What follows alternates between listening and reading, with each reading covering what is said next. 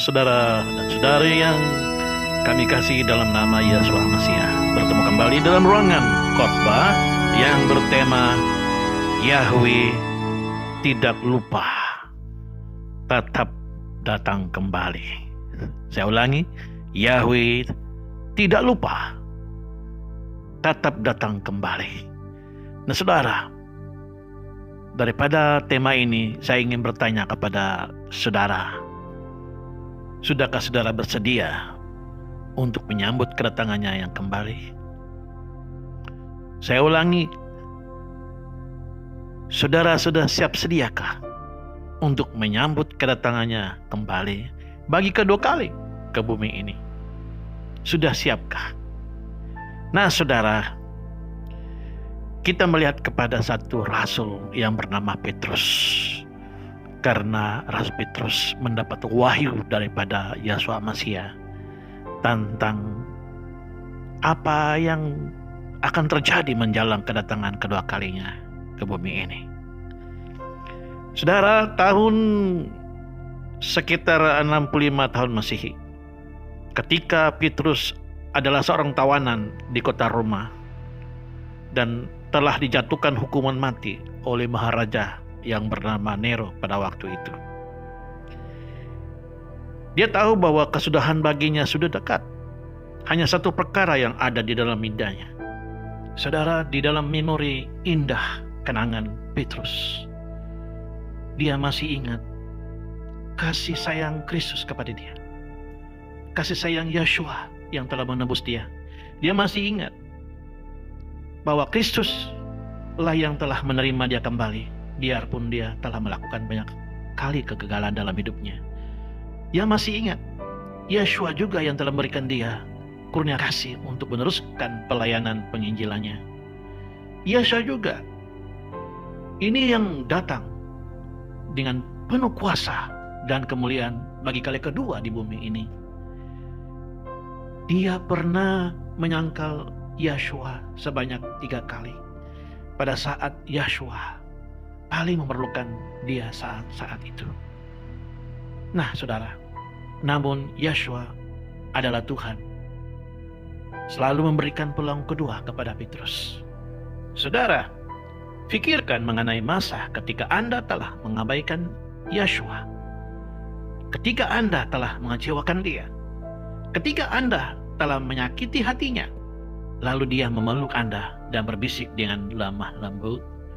Dia berkata, "Anakku, bangunlah, teruskan. Mari kita lalui perjalanan ini bersama." Wah, luar biasa ya saudara. Saudara, Petrus menulis kepada umat percaya yang tersebar di seluruh Asia pada abad pertama. Namun kata-kata beliau berdiri dengan penuh relevansinya yang kekal, bergema turun-temurun menyusuri koridor zaman dan berbicara kepada hati kita pada masa ini dan di tempat ini. Petrus menulis kepada umat percaya yang tinggal di dalam dunia nyata, yang bergelut untuk menumpukan kepada hal-hal yang paling penting. Rasul Petrus berkata, "Oleh itu, aku akan sentiasa memperingatkan kamu tentang perkara-perkara ini, meskipun kamu sudah mengetahuinya dan sungguh-sungguh percaya kepada ajaran Tuhan." Ini terdapat dalam 2 Petrus pasal yang pertama ayat 12. Saudara, ahli falsafah Yunani mempunyai peribahasa yang berbunyi seperti berikut: masa memadamkan segala perkara. Saya ulangi, masa memadamkan segala perkara. Apakah ini benar saudara? Ya, sebagian besar benar. Saudara, berlalunya waktu membuatkan kita manusia cenderung lupa. Inilah yang merisaukan kepada Rasul Petrus. Makanya dia telah menulis satu perkara, yaitu mengingatkan umatnya, mengingatkan umat Kristus bahwa kedatangan Kristus kedua kali adalah satu reality, adalah suatu kenyataan, adalah suatu yang pasti, bukan dongeng. Nah saudara, di dalam 2 Petrus pasal pertama, Petrus membahaskan mengenai kepastian kedatangan Kristus. Di dalam 2 Petrus pasal yang kedua, Rasul itu berbicara dalam nada yang terdesak, yang mengingatkan umat percaya, umat yang beriman kepada Yeshua. Dia mengingatkan mereka mengenai realiti penghakiman yang akan datang. Dalam pasal terakhir suratnya yang ringkas ini, Petrus mendapati para penguluk-penguluk secara langsung untuk menyediakan mitos yang mengatakan oleh para penguluk-penguluk itu atau oleh para pengijek-pengijek itu, yang secara langsung untuk menyediakan mitos yang mengatakan bahwa Yeshua mungkin tidak akan datang.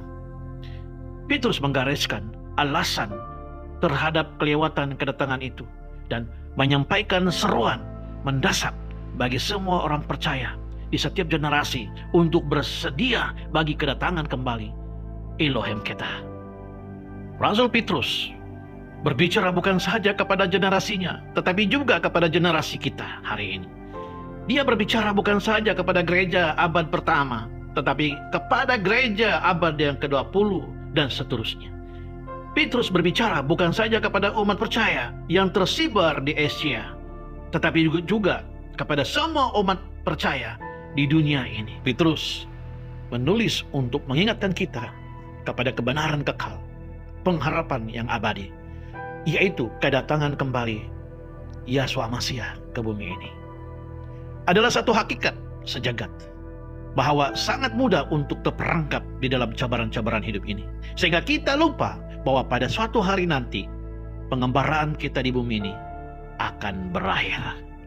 Ya saudara, adalah mudah untuk melupakan itu. Kenapa? Hidup ini sepertinya akan berterusan seperti biasa. Pasang surut pada hidup ini kelihatan seperti biasa-biasa saja. Kita dilahirkan, kita hidup, tahun-tahun berlalu, kita mati. Saya boleh bayangkan gerak-geri Rasul Petrus ketika dia berkata, jangan sekali-kali lupa, kematian itu bukanlah kesudahannya. Ada satu ketentuan ilahi, yaitu Yeshua akan pasti datang kembali lagi. Saudara, adalah mudah untuk melupakan tentang kedatangan kembali kedua kali oleh Yeshua ke bumi ini. Karena apa, saudara? Karena ada satu situasi menjadi puas hati dengan apa yang ada. Manusia menjadi lesu, manusia tidak bersemangat. Tetapi Petrus berkata, dengarkanlah kepadaku, ada satu ketentuan ilahi, Yeshua pasti datang kembali lagi. Saudara, lupakan semuanya. Kenapa? Karena tekanan hidup. Hidup menekankan kita. Adanya tanggung jawab keluarga, tekanan keuangan, masalah kesehatan, dan 1000 gangguan yang lain. Tetapi Petrus berkata, dengarkanlah kepadaku, ada satu ketentuan ilahi, Yeshua pasti akan datang lagi. Saudaraku, Yeshua pasti datang kembali bagi kali kedua ke bumi ini untuk saudara dan saya. Amin, saudara. Kedatangan Yeshua tidak akan dilebatkan selamanya. Petrus pasal kedua, Petrus menumpukan kepada realiti penghakiman yang akan datang.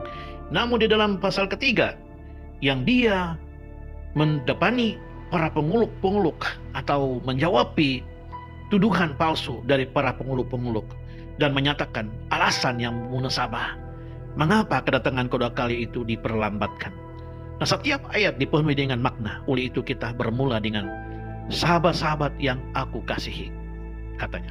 Inilah suratku yang kedua kepada kamu. Di dalam kedua surat ini, aku berusaha untuk membangkitkan pikiran yang murni dengan mengingatkan kamu tentang perkara-perkara ini. Aku mau kamu ingat akan kata-kata yang diucapkan oleh para nabi-nabi pada zaman dahulu, dan ingat akan perintah daripada Tuhan dan penyelamat yang disampaikan oleh rasul-rasul kepada kamu. 2 Petrus pasal ketiga ayat 1 hingga 2. Nah, di sini Petrus tidak mau membiarkan mereka lupa. Terdapat satu alasan yang penting bagi suratnya untuk mengakalkan kedatangan Tuhan kita selalu bersegar di dalam minda mereka. Dia meneruskan dengan teguran yang sangat tajam. Saya ulangi, dia meneruskan dengan kata-kata teguran yang sangat tajam kepada penguluk-penguluk itu. Dia mengingatkan tentang guru-guru palsu. Dia berkata, mula-mula kamu harus mengerti bahwa pada akhir zaman akan muncul beberapa orang kehidupan mereka dikuasai oleh hawa nafsu. Mereka akan memperolok-olokkan kamu dengan berkata, bukankah Tuhan berjanji akan datang? Di manakah dia?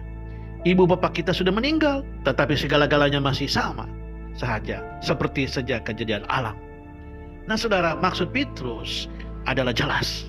Pengeluk-pengeluk akan mengeluk, mengijik-mengijik akan mengijik. Mereka yang suka menghina akan terus menghina. Mereka yang ragu-ragu akan terus meragui. Mereka yang tidak percaya akan terus menyangkalnya. Namun itu tidak akan mengubah kebenaran kekal, yaitu Yahshua akan datang kembali. Yahshua pasti akan datang kembali bagi kali kedua. Dan hakikat itu memberi makna kepada semua kehidupan. Saudara perhatikan dengan teliti apa yang Petrus katakan. Para pengijik hidup menurut hawa nafsunya. Nah sekarang sikap moral kita menentukan kepercayaan kita. Saya ulangi, sikap moral kita menentukan kepercayaan kita. Apa yang Anda percaya itu akan membawa kesan terhadap cara Anda menjalani kehidupan.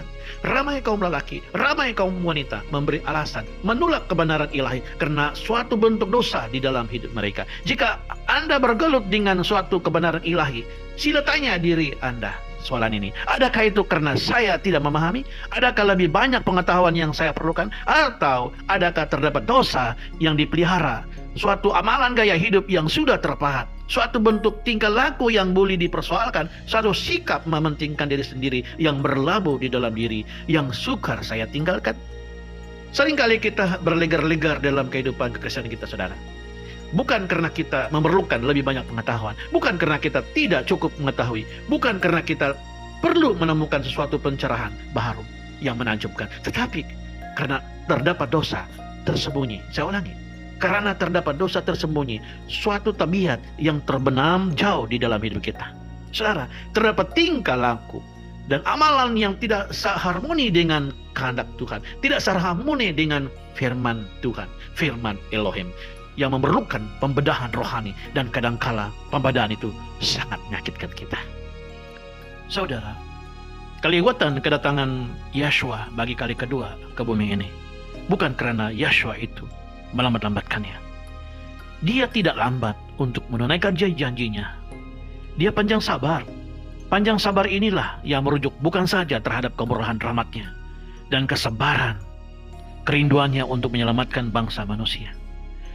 Ia juga merujuk kepada penderitaannya. Dosa telah menyebabkan Yahshua menderita. Planet yang memberontak ini telah membawa kedukaan kepada hatinya. Yahshua telah menanggung penderitaan dosa selama beribu tahun karena di dalam kasih-Nya yang agung, Dia tidak mau ada seorang yang akan hilang. Hatinya petah karena dosa. Keupayaannya untuk menderita secara langsung sama besarnya dengan keupayaannya untuk mengasihi. Penderitaannya bermula pada hari dosa itu bermula dan tidak akan berakhir sehingga pada hari apabila dosa akan berakhir. Yahshua adalah anak domba yang disembelih sejak dunia dijadikan.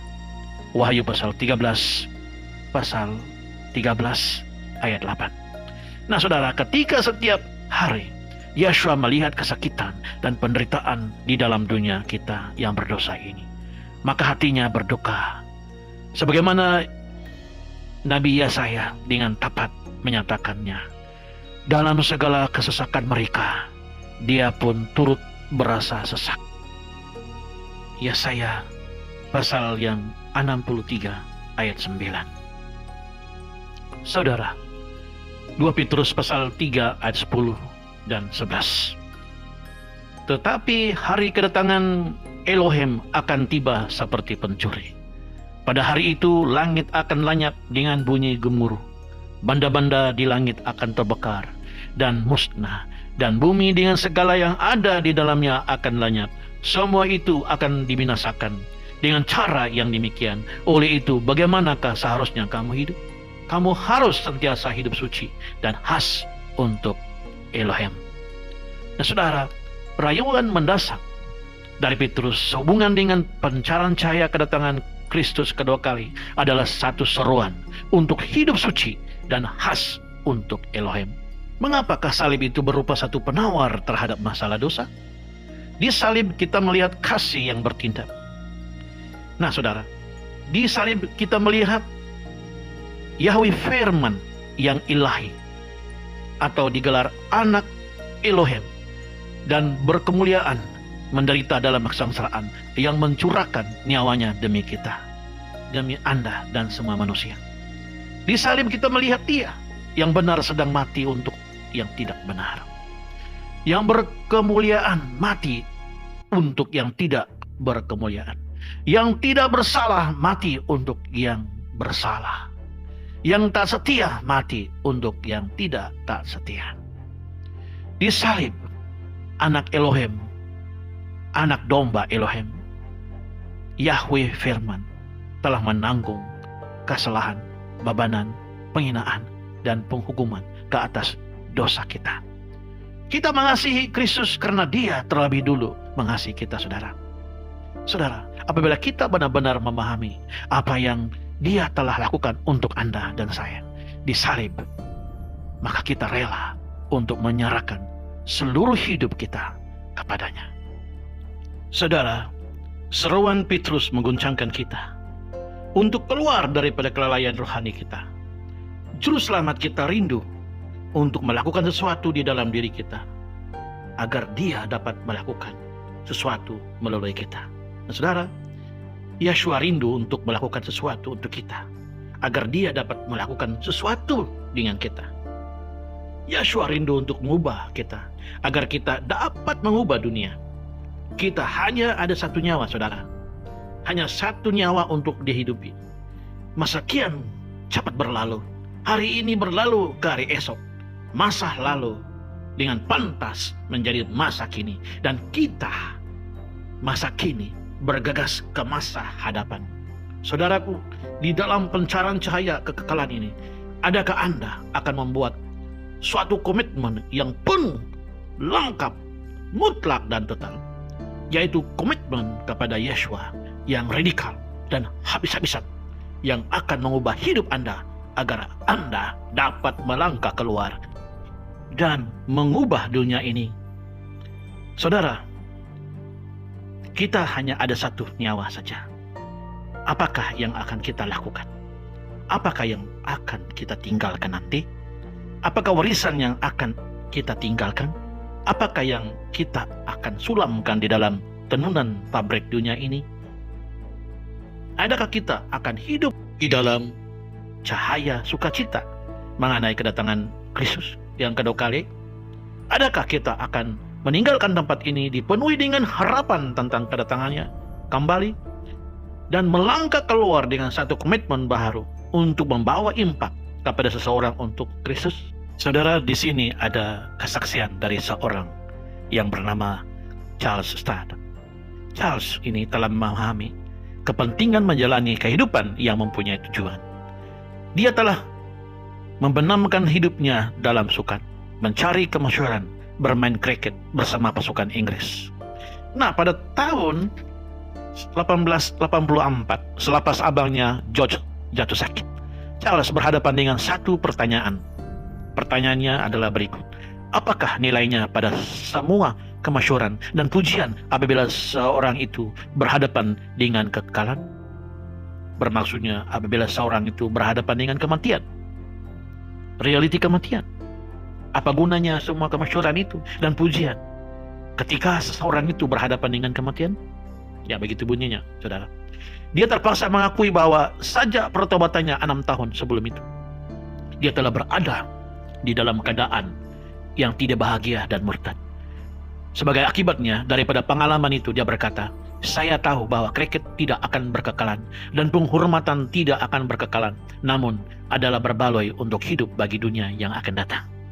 Saudara, Charles Stad telah menyahut kepada undangan oleh seorang penginjil dan juga seorang misionaris yang terkenal di dunia, yaitu Hudson Taylor, dan telah meluangkan masa 15 tahun sebagai misionari di China, 6 tahun sebagai pastor di India, dan lebih 20 tahun di tengah-tengah Afrika, mengkongsikan Kristus di perkampungan Afrika di mana orang-orang kampung tidak pernah mendengar nama Kristus. Saudara, saya berdoa moga dengan firman Tuhan ini dan kesaksian Charles Stad ini bisa menjadi panduan hidup kita, menjadi panduan hidupmu untuk mencari kebenaran, untuk buat kepastian yang pasti di dalam hidupmu, arah mana hidupmu, diarah kemana di masa depan ini. Sudikah Anda memberi hidupmu untuk dipakai Tuhan menjadi alatnya, menyampaikan kabar baik Injilnya kepada bangsa-bangsa yang belum pernah mendengar Injil Tuhan? Semoga saudara dan saudari yang kami kasih dalam nama Tuhan membuat keputusan yang terbaik dalam hidupmu. 2 Petrus bab 3 ayat 3 hingga 9 LT3. Dengan pertama-tama mengetahui hal ini, bahawa pada hari-hari terakhir akan muncul para pengejek yang berjalan sesuai dengan keinginannya sendiri. Tuhan tidak menunda akan janjinya sebagaimana beberapa orang menganggapnya penundaan. 2 Petrus bab 3 ayat 9 LT3. Sebaliknya, dia bersabar terhadap kita kerana tidak menghendaki seorang pun binasa, melainkan supaya semua orang memperoleh pertobatan.